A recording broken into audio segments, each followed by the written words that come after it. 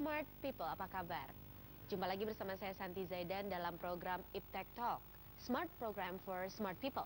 Ini adalah sebuah program di mana mengulas tentang hal-hal aktual seputar teknologi, riset, dan juga ilmu pengetahuan.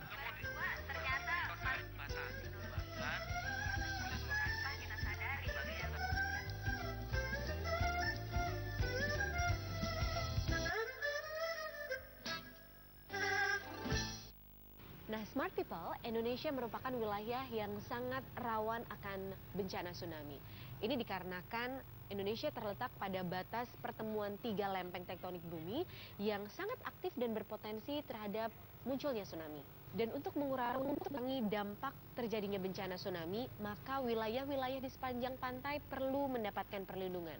Beberapa di antaranya adalah dengan membangun pemecah gelombang atau breakwater, tembok laut atau seawall, dan juga penanaman pohon di pantai. Dan untuk berdiskusi lebih jauh lagi mengenai tsunami dan bagaimana dampak tsunami ini, di Iptek Talk sudah hadir peneliti-peneliti. Yang pertama Bapak Dr. Bagio Widakdo dari Praekayasa Badan Pengkajian dan Penerapan Teknologi. Selamat pagi, Pak. Selamat pagi. Halo, Smart People.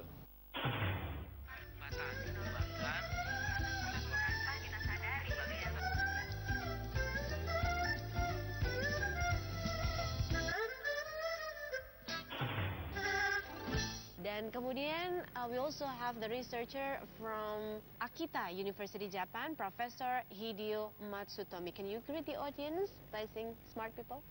Hello, Smart People.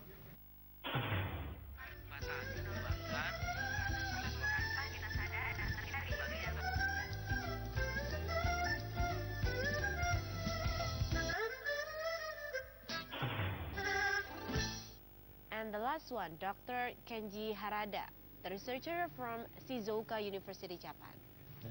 Hello, Smart People.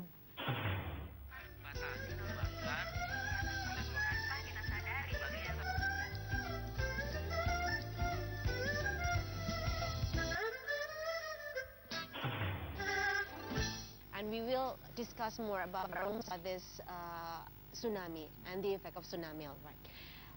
Tapi sebelumnya, Smart People, kita juga akan mengetahui lebih jauh lagi mengenai perlindungan pantai. Karena kita ketahui bersama, Bapak Bagio, bahwa perlindungan pantai terhadap tsunami ini memang sangat diperlukan ya Pak ya. Terutama untuk mengurangi dampak atau kerugian yang mungkin timbul. Nah, selain membangun struktur bangunan pantai atau hard engineering, apakah pemanfaatan vegetasi pantai ini cukup efektif Pak? Jadi gini, memang untuk perlindungan pantai itu selain menggunakan bangunan-bangunan pantai seperti yang dibangun di negara-negara maju kayak Jepang dan seterusnya, itu memang kita harus mencari solusi yang lebih murah dan lebih ramah lingkungan. Itu salah satunya dengan penanaman vegetasi pantai atau hutan pantai. Coastal forest. Ya, ada juga sebetulnya coastal forest itu dari perairan sampai ke daratnya gitu. Misalnya dengan tanaman mangrove itu yang lebih ke air, kemudian yang non mangrove yang lebih ke darat. Itu memang dari pengalaman kejadian tsunami yang ada misalnya di Aceh kemarin atau di Padang beberapa tahun yang lalu, itu memang terlihat sekali bahwa daerah yang tidak terlindungi mangrove atau hutan pantai itu terkena dampak yang lebih parah dibandingkan yang ada tanaman hutan mangrove-nya atau hutan pantainya. Jadi dari situ dan dari banyak kejadian, misalnya kejadian yang terakhir di Jepang itu memang juga menunjukkan bahwa hutan pantai itu sangat bermanfaat untuk mengurangi dampak tsunami, dalam arti meredam run-up tsunami itu sendiri. Besarannya seberapa besar itu tergantung dari kondisi dan jenis tanaman setempat. Betul. Dan karena pada pagi hari ini Smart People kita sudah kehadiran para peneliti dari Jepang, so I will directly ask and discuss about the tsunami to these two researchers, Professor Matsutomi. Yes. Based on the experience, the last experience happened in Japan, how effective the coastal forest is in reducing the global tsunami runoff? This March, we had a big earthquake and a huge tsunami attacked coastal region of northern part of Japan, which we call Tohoku district. And northern part of Tohoku district, tsunami inundation depth is more than 10 meters. In that case, coastal forest doesn't work well to defend tsunami. But southern part of Tohoku region, inundation depth is around 5 meters. In that case, we confirmed tsunami forest is effective.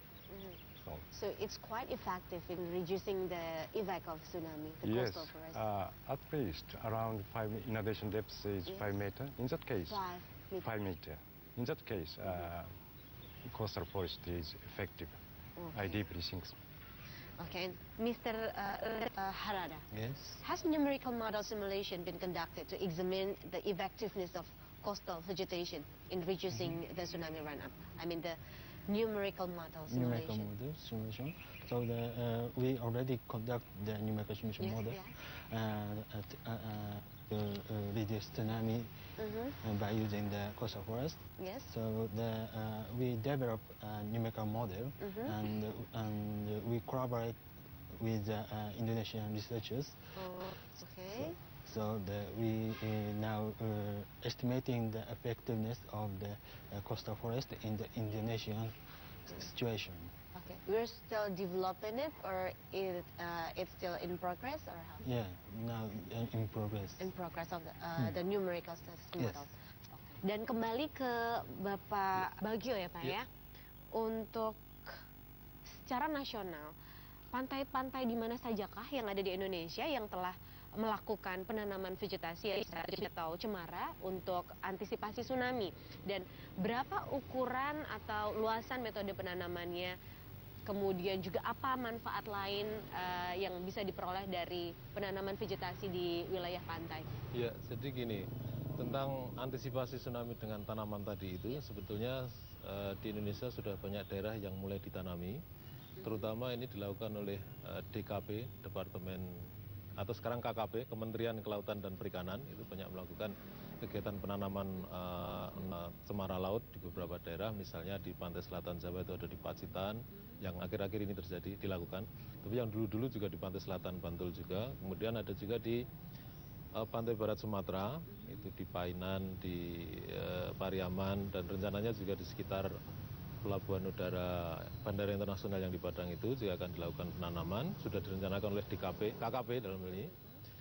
Dan memang itu cukup efektif sebetulnya, karena beberapa penelitian mengatakan bahwa penanaman itu untuk luasan, kaitannya dengan pertanyaan luasan berapa tadi yang efektif itu, misalnya untuk ketebalan tanaman atau hutannya itu sekitar 200 meter misalnya gitu, itu untuk tsunami yang relatif kecil misalnya kurang dari 4 meter itu bisa peredamannya bisa sekitar 30-50% gitu. Jadi itu memang sangat bermanfaat dan sudah dilakukan oleh Kementerian Kelautan dan Perikanan bekerja sama dengan SKP di setempat, misalnya Dinas Kelautan pemerintah daerah setempat dan seterusnya gitu.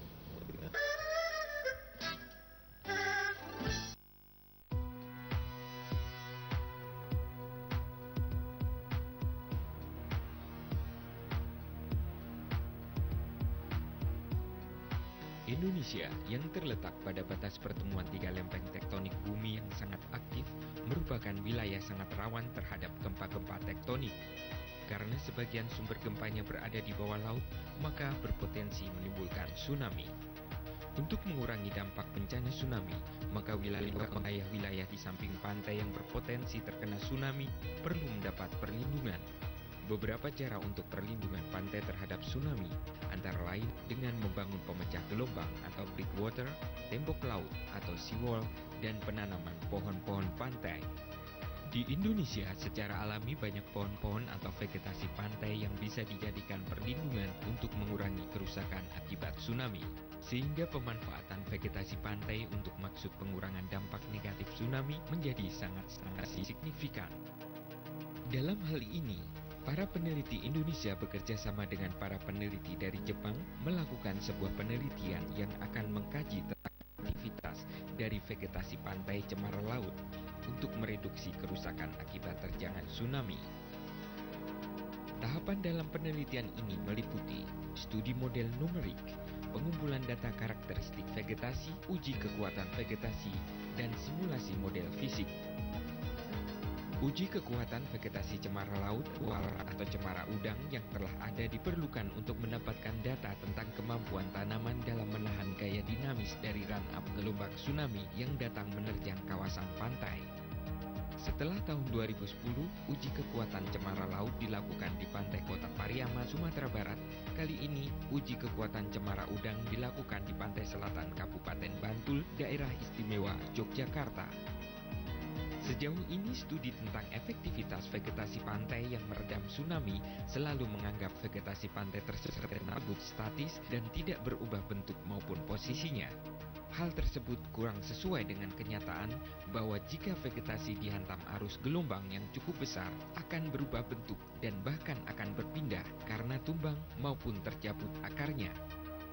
Dengan demikian, data kekuatan vegetasi yang dihasilkan dari uji lapangan kekuatan cemara sangat berguna untuk menyempurnakan hasil kajian riset supaya lebih mendekati kondisi alam yang ada.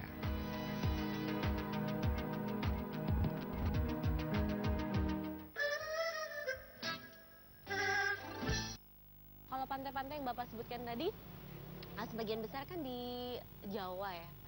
Ada di Jawa, pantai selatan Jawa dan pantai barat Sumatera. Oh, pantai barat Karena Sumatera. memang daerah-daerah itu yang berpotensi terkena tsunami. Kemudian kalau manfaat lain dari penanaman itu memang sebetulnya ternyata memberikan dampak yang positif bagi masyarakat sekitar.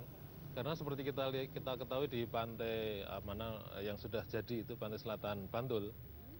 Misalnya ada pantai Kuaru, pantai Samas dan Gua Cemara dan seterusnya.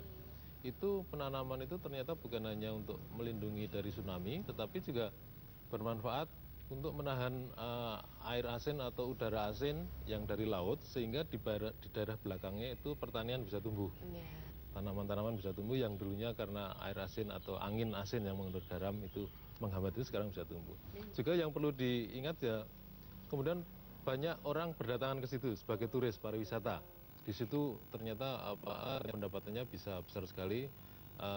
Pernah suatu hari itu dari parkir saja itu bisa sampai 2 juta gitu per hari. Itu suatu nilai yang menurut saya perlu dikembangkan. Betul. Kalau banyak pohon-pohonnya jadi lebih sejuk ya Pak ya. Lebih banyak juga orang yang datang wisatawan gitu, yang baik datang. untuk keluarga maupun terutama muda-mudi yang ke sana itu.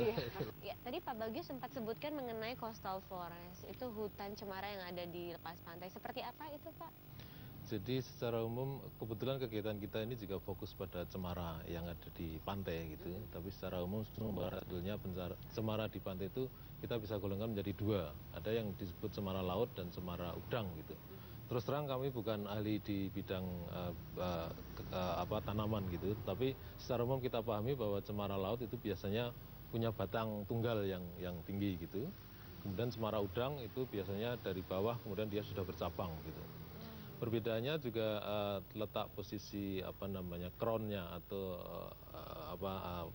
daunnya gitu, otomatis dia akan lebih rendah dan daya tahannya secara sekilas kemungkinan cemara udang juga akan lebih menahan lebih banyak begitu.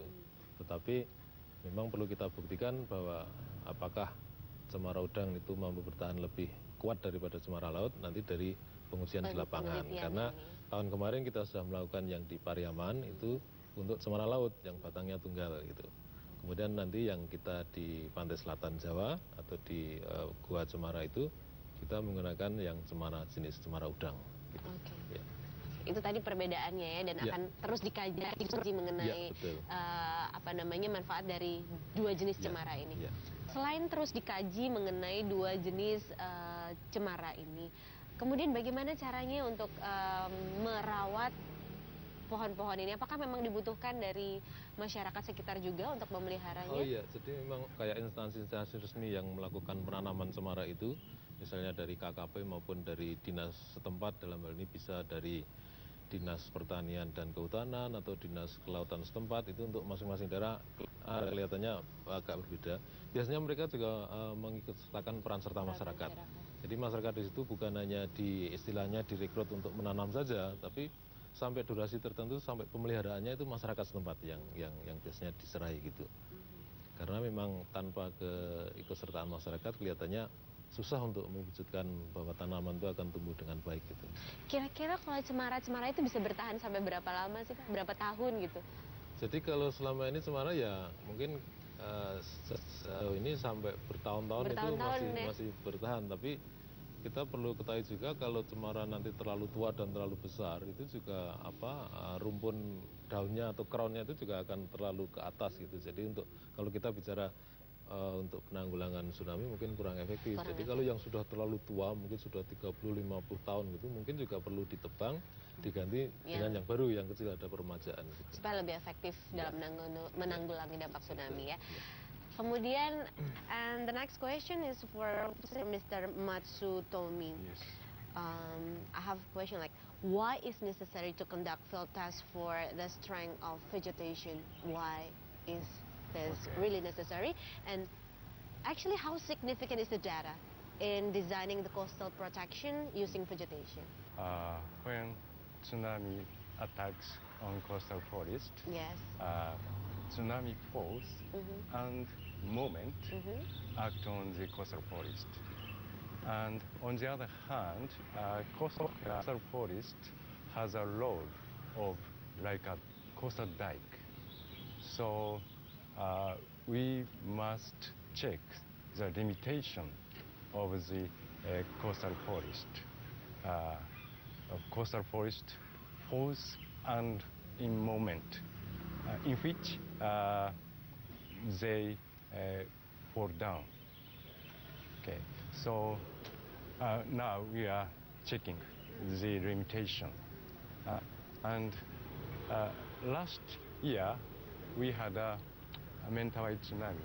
At that time, we checked our result, our field test result, and our result is fitting the real field data. 50? Fitting. Okay. We can apply our field result to the Mentawai tsunami result. Oke. Jadi memang cukup signifikan ya Pak ya dampak dari hasil tes yang dilakukan tadi ya. Oke. And now for Mr. Kenji Harada. Yes. The benefits, the contribution of the data from the vegetation strength in numerical simulations on tsunami, run-up the reduction. You did it before, right? And what is the benefit, the contribution, and how to incorporate the strength data and physical vegetation chances in the numerical simulations? So our former simulation model is not flexible tree condition. So as you know, the actual tree can bend and change the shape by the wind and the tsunami. But the former simulation model, we did not consider about the flexibility of the trees. But in the field test, we get some data, how much bend the tree by the force. So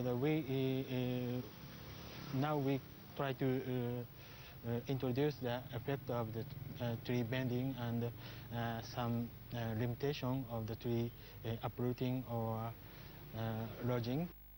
So maybe we can estimate the effectiveness of coastal forest to reduce tsunami by using the numerical simulation.